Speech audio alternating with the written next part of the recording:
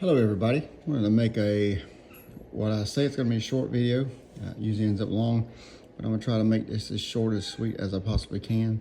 I wanted to talk about a feature that 10th scale racers use a lot, and I'm finding that a lot of folks that I race with don't know about, and that is drag brake. A lot of people know the term, not really sure what it does or how to use it, especially with the 1RC cars. It's option number 2 on your speed control.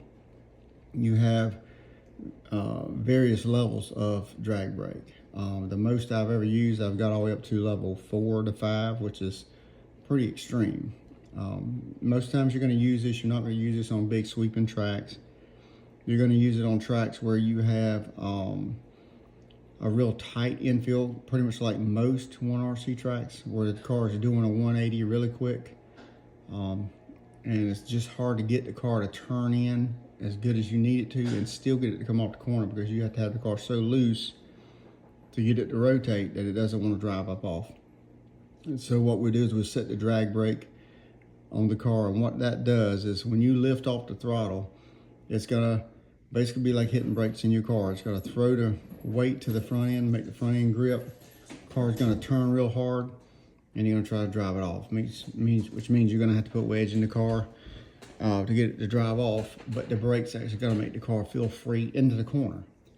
And I'll show you how to set that on your speed control. Let me show you that, and then I'll go into some things I've been working with to actually make the drag brake work smoother through the radio also. So I'll show you how to do this. I showed you in a prior video, our previous video, how to set up your speed control. Once again, you're going to hold the button, turn the speed control on. We're going to wait for the green light. There's 1, 1, 2. Now we're in drag brake. See, right now I've got one drag brake set, which is stock. I'll click it, it'll go 1, 2, 1, 2, 3, and the higher the number, the more drag brake. 1, 2, 3, 4.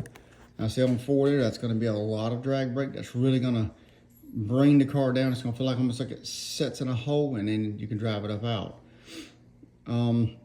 Some tracks you're going to want, say you've got it set on 4, and 4 is just a little too much, but when you go to 3, the nose just won't set right. In your radio, now I use a FlySky radio. I know I used to use Futaba, and we use like what we call response, which would slow the trigger down. I'm not sure on Futaba if it will slow the return down. And what I mean by that is you pull the trigger, that's your throttle, and you release the throttle, and that sets, the drag brake sets in.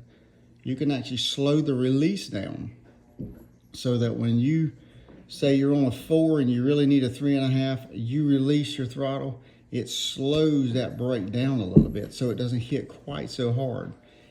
It's almost like taking your throttle trim and bumping it where you're bumping it forward.